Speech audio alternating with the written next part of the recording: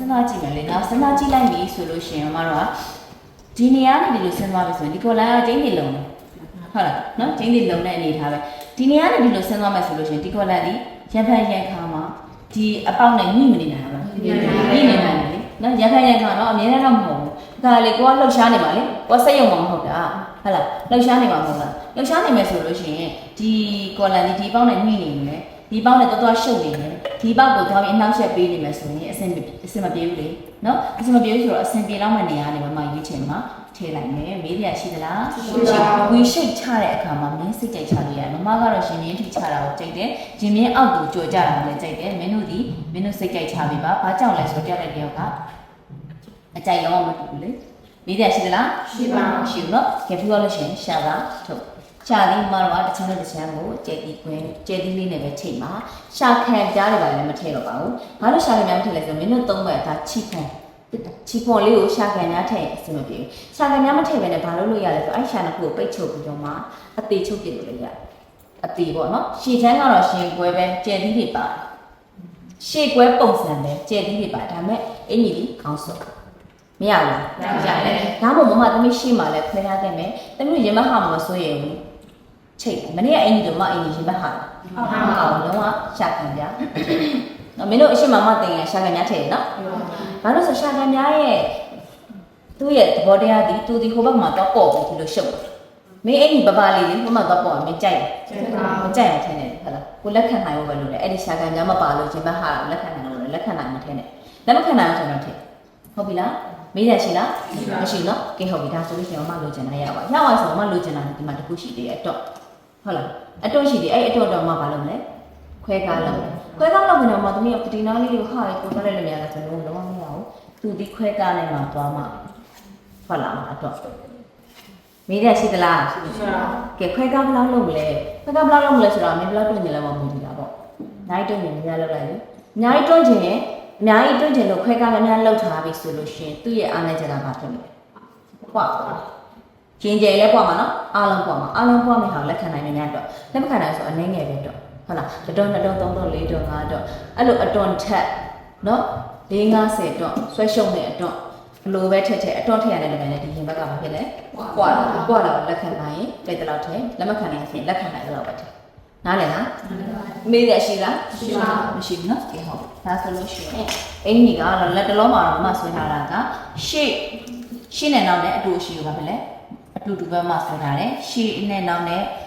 အတူအရှိကိုအတူတူပဲဆွဲထားတာဖြစ်တယ်ပေါ့နော်ဖြစ်တယ်မင်းတို့ဒီရှေ့နောက်အတူအရှိကိုညှိကျင်သလားဒါမှမဟုတ်လို့ရှိရင်နောက်ရှေ့အတူထားကျင်သလားဒါဒီမမအရှိမှာပြောခဲ့ပြီးသွားပြီပဲဟုတ်လားမင်းတို့ကမင်းရွေးချယ်လို့မရဘူးလားရတယ်လေဒီလားနော်ကဲမမရဲ့သမီးကအနောက်ကိုအရှိထားခြင်းနဲ့နောက်ကိုအရှိထားခြင်းနဲ့ဆိုရင်အနောက်ကိုပိုဝိုက်ပလိုက်မယ်ဝိုက်ပလိုက်တဲ့အခါအနောက်ရှိမယ်ဆိုတဲ့သဘောတရားအရာတော့မတော်ကဒီပေကွင်းနဲ့ဝိုက်ပြပါဒီလိုလေးဝိုက်လိုက်မယ်နောက်ကိုရှိချထားတယ်နောက်ကိုရှိချတာဘောလို့ရှိရင်ရှေ့ကိုတူတက်မယ်ရှေ့တူတက်မယ်ရှေ့တူတက်မယ်ကိစ္စကလည်းဒီပေတန်းနဲ့ပဲမတော်ဆက်ပြီးတော့သွားပြပါရှေ့ကိုဘယ်လောက်ထိတူတက်မလဲဟုတ်လားဘယ်လောက်လဲရွေးချယ်ဟုတ်လားမင်းတို့ရဲ့မင်းရဲ့ရွေးချယ်မှု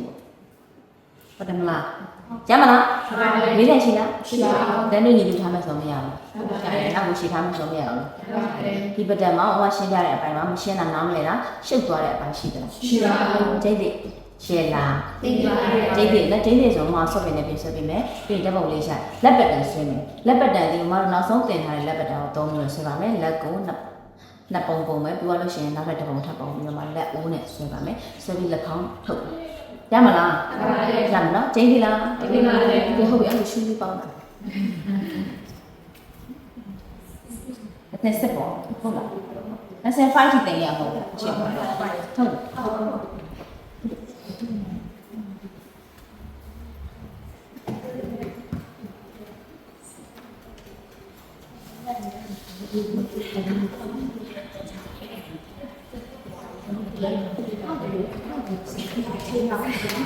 နောက်ဆက်9တမလေးဟုတ်လားဟုတ်ကဲ့9တမလေးပေကွင်းနဲ့ထောက်တိုင်းတဲ့ခါမှာဒီပေကွင်းနဲ့ကွေးတိုင်းတဲ့ခါမှာ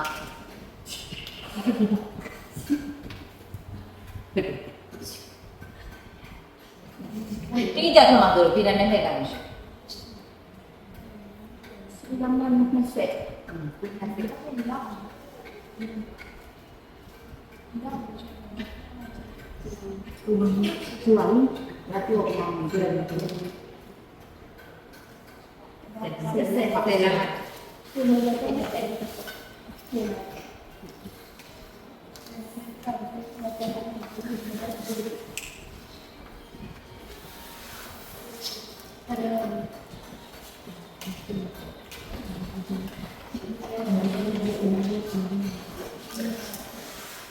ကဲဆိုရှင်24လက်မှလည်းထားထားတယ်နော်အဲ့မှာလက်စီးပြားတွေပါလည်းထားတယ်ပါပြီးသားအဲ့ဒီဖြတ်ထုတ်ပါမယ်နော်ဖြတ်ထုတ်ပါမယ်လက်တိုင်လေးချပြီးတော့ဒါကအချမ်းဒါက B ချမ်းနော် B ချမ်းခဏလေးနော် B ချမ်းတယ်လေးပြလိုက်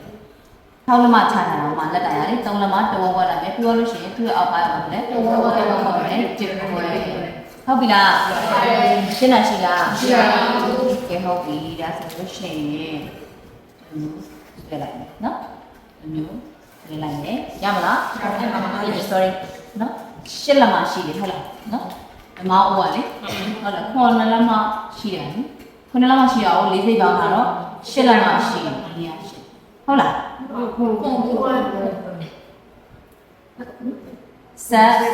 ဆက်နဲ့အကြောကြရလားလေ14ဆိုဗလား26ပြည့်40မှာတော့ဗလားကျန်14ကျန်တော့ဘယ်လောက်ရှိခုနှစ်လက်မဆိုတော့မလीနော်ခုနှစ်လက်မဆိုတော့ချုပ်စာတစ်လက်မပေါင်းလိုက်တော့8လက်မ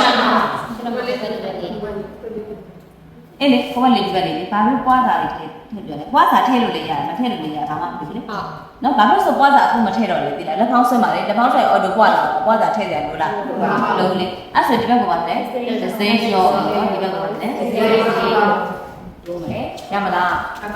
မိတယ်ရှိလားရှိပါဘူးကဲဟုတ်ပြီအဲ့ဆိုရှိရင်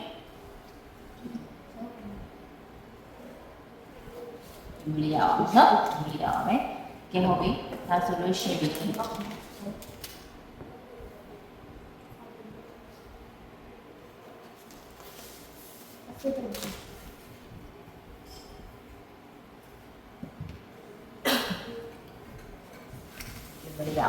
ဟုတ်ပြီလားရှင်းလားရှိလား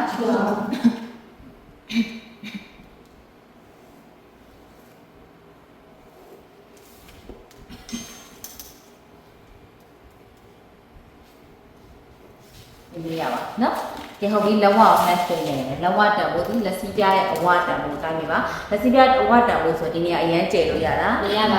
ဘူးနည်းနည်းလေးစီးတင်းလေးပဲသွားမယ်တင်းတင်းလေးပဲသွားမယ်ဆိုတော့ပေကျွန်းနဲ့တစ်ချက်တိုင်းကြည့်မယ်နော်ပေကျွန်းနဲ့တစ်ချက်တိုင်းကြည့်မယ်တိုင်းကြည့်လိုက်တဲ့အခါကျလို့ရှိရင်မတို့ခုနှစ်လက်မလောက်ပေါ့ခုနှစ်လက်မလောက်ပါမယ်ဒါမှတော့6ချိကြည့်လေနော်ခုနှစ်လက်မလောက်ခုနှစ်လက်မဆိုတော့ဘယ်လောက်လဲ3ခုဟုတ်ကောခုနှစ်လက်မဒီမရအောင်နော်ဒီမရအောင်အဲ့တော့မူလမမတို့မူလလက်ဝအကျဲဆိုတော်တော်လေးကျဲတာဟုတ်နော်3ခွဲဆိုတော့မတော့3ခွဲကိုဒီလက်စီးပြအပြားတံဖို့မမအင်ကြီးအဲ့ပိတ်ဟာလေအင်ကြီးလေးမှာမတော့ချက်ချင်တယ်လက်စီးပြအပြားကြီးတယ်အပေါ်လည်းနည်းနည်းလေးညက်တက်သွားနော်ညက်တက်သွားတယ်ဆိုတော့မတော့ဒီမှာခွန်ခွန်ရှိတယ်ဆိုတော့ဒီမျိုးတိတ်သွားလို့တော့အဆင်မပြေဘူးလေဟုတ်လားနော်အလက်တက်လေးပါဖြစ်လေဈေးကိုကားပေးရမယ်ဥမာ2စိတ်3ဟုတ်3စိတ်ဒါမင်းစိတ်ကြိုက်ကားပေးရတယ်နော်မတို့ရဲ့လက်ကလည်းပဲဒီအပေါ်တက်သွားတဲ့အခါကျဲလာဆိုတော့လေမေးတယ်ရှိလားမရှိဘူးကဲဟုတ်ပြီအဲ့အပြားတံကိုဘယ်လောက်ထူလဲဥမာ3လက်မလား3လက်မခွဲလား4လက်မလားဘယ်လောက်ထူမလဲဒါကိုစဉ်းစားဖို့မလိုလားလို့နော်ကဲဟုတ်ပြီဒါဆိုလို့ရှိရင်ကဲအမက3ခွဲပြားယူလိုက်မယ်ပေါ့လက်စီးပြားလေးကိုပေါ့နော်3ခွဲပြားယူလိုက်မယ်လို့3ခွဲပြားထားလိုက်မယ်အဲ့နေမှာထည့်လိုက်မယ်ခက်လိုက်မယ်ဒါဆိုလက်စီးပြမထွက်လာဘူးလားထွက်လာပါဘူးမင်းတို့စဉ်းစားကြအဝေးမလို့တော့မင်းတို့လိုချင်တာပဲတစ်ခုချင်းစီဖြည့်ယူနေတာဒီနောက်မှာလက်ဖောင်းလေးမလိုချင်ဘူးလားလိုချင်ဒီဘက်ဘေးကိုကားဆွဲထားလေလက်ဖောင်းလိုချင်တဲ့အတွက်ကြောင့်မလို့လက်ဒီပွားနေလို့ဆိုမင်းတို့လက်ခံဟုတ်လားမပွားဘဲနဲ့ဒီနေရာမှာကွက်တီပဲလိုချင်လို့လက်ဖောင်းကထွက်လာမှာထွက်မလာဘူးလေဆိုရင်ဒီကိုကားနောက်ဒီကားလို့ရလဲဒါနဲ့ဒီလိုတောင်းမှကြားတဲ့ဒီကားလို့ရတယ်အဲ့လောက်ထိမကားချင်ဘူးအဲ့လောက်ထိအကားရလို့ဆိုလို့ဒီမှာလေရှူလို့ရတယ်မိမမေ့ဆေးကြိုက်တယ်နားလေနော်နားလေတော့ကားလေးလိုချင်တာလားမကားလိုချင်တာလားဘာလားညာလားကိုအုံနောက်ကကိုယ့်ဘာကိုချင်းချင်းလေးဆုံးစဉ်းစားဆုံးဖြတ်မယ်ကိုစဉ်းစားဆုံးဖြတ်ထားတဲ့အတိုင်းလုပ်မယ်ပြီးရင်လုပ်တဲ့အတိုင်းလက်ခံတယ်ဟုတ်ပြီလား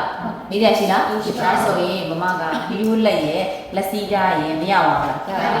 ဒါဆိုလက်ဖောင်းပါလို့မလဲပြင်ဆွဲပေးမယ် ရှင်းလားရှင်းလား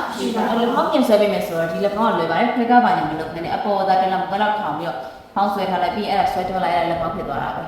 ဟုတ်လားနော်ကဲလက်ဖောင်းအပေါ်လွယ်ဆုံးနည်းလေးနဲ့ပဲလက်ဖောင်းပြမယ်ဘာလို့ဆက်ထားရဲတူပဲလीနော်ခွဲတွေပါတွေကားနေတော့မင်းလိုချင်တယ်မလားအပေါ်တက်ထောင်လိုက်ဖောင်းသွားရဆိုလို့ရှင်မတို့ဘာလုပ်မလဲဆိုရင်ဒီ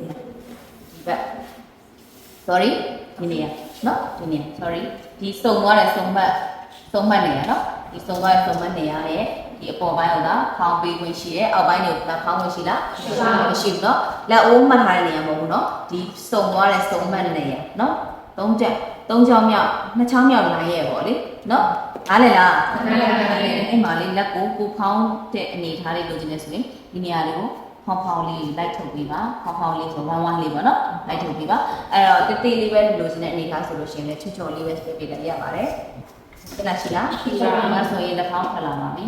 ဒီတိရှင်းရလားရှင်းပါတယ်လုံးလို့ရတဲ့အနည်းလေးလည်းအများကြီးပဲခောက်လုံးလို့ရတဲ့အနည်းလေးအများကြီးပဲဘာလို့လုပ်မလဲဘယ်နည်းကိုပဲလုပ်မယ်ဒီတော့ပါစဉ်းစားလို့ဖြစ်ချင်နေတော့ဟုတ်ပြီလားနော်ဒီတော့အခက်ထမှာကြိုက်လို့အခက်တာကိုတွေးနေတဲ့သဘောနော်ဘယ်တာလေးမှကြိုက်လို့လွယ်လွယ်လေးတွေးလို့နေတဲ့သဘောစန္ဒရှိလို့လုပ်နိုင်တယ်ဒီတရားရှိသေးလားရှိတော့မလက်ကိုမြင်အထည်နဲ့ဆွဲပြီးရင်တက်ပုံရိုက်ပြီးမှဒီကတာမြတ်တော့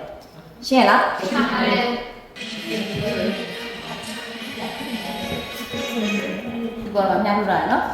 စလုံးပါထုတ်လို့ရှိရင်ဟာတယ်brain line တွေလည်းမှတ်ထားနော်နော်ကောလန်ပြီးသွားပြီနော်ကောလန်ပြီးသွားပြီ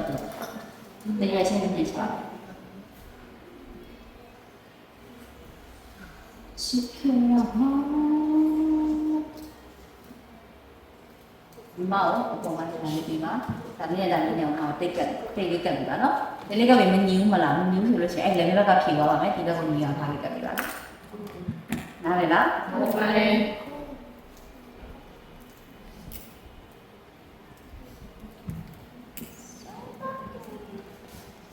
အဲ့ဒါမှဖြေပါမယ်နော်ဟုတ်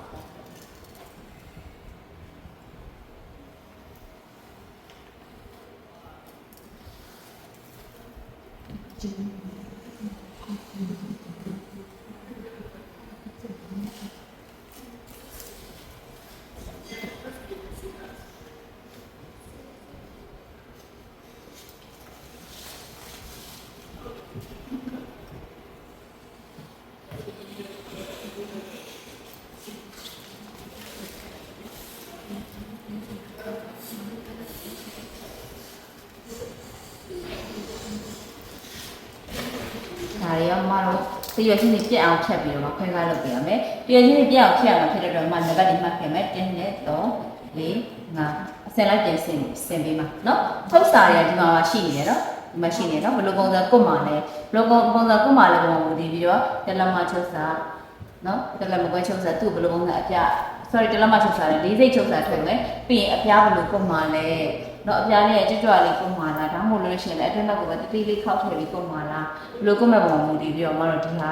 ဟိုဟာရှိနေတယ်နော်နားလည်လားမရှိလားရှိလားမမတော့အဆွေသားနဲ့ကုတ်မယ်လို့စိတ်ကူးထားတယ်ဒါပေမဲ့အချိန်လေးကြည့်လိုက်အောင်နော်ဒါမှလုံးဝပဲလို့သိရအောင်လိမ့်စားတော့လေနော်ကြမ်းမလားမေးတယ်ရှိလားစလိုပါထုတ်လိုက်ပြီဆိုတော့ပိတ်စားမြတ်တာလည်းကြည့်ကြမယ်တော့ရပါတယ်ဟုတ်လားနော်ဒါရဲ့ page of brain line ကဒီအကြောင်းလိုက်တော့လို့ဆိုရတယ်လေဟုတ်ပြီလားမေးတယ်ရှိလားရှိပါနော် brain line ထုတ်မယ်နော်ဘာလို့ slope ပါထုတ်မယ် brain line တော့ထုတ်မယ်မကောက်ဘာထုတ်မယ်နော်ဒါလေးပြီးပါslope ပါရလေးဒီပေါ်တင်လိုက်ပါဦးလောက်ကြအခက်ကြ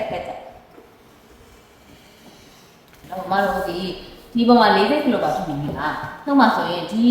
မှာ line တွေကိုညီအောင်လို့ပြန်ဆက်ထားတယ်နော်မတော်ခွဲကားမဲ့တံမိုးထည့်တယ် line တွေညီအောင်လို့ပြန်ပြီးစီထားတယ်စီထားပေါ်လို့ရှိရင်တော့ဒီနေရာတိုင်းလို့ရှိရင်လည်းအပေါ်ပုံမှာမလောက်တော့ဒီနေရာတိုင်းလို့ဆိုလည်းအပေါ်ပုံမှာ40ဒီနေရာတိုင်းလည်းအပေါ်ပုံမှာ40ဒီစိတ်တိုင်းပြီးတော့မတော်ဒီလိုတက်သွားတာကလှေကားတဲ့လိုဖြစ်သွားလှေကားတဲ့လိုဖြစ်တော့မတော်ဘာမှမဖြစ်ဘူးလေပြန်ချက်တဲ့အခါကျတော့အဲ့ဒါလေးခောက်နက်ပွိုင်လေးပေးပြီးတော့အတိအကျတော့ထုတ်ရတော့မရဘူးလား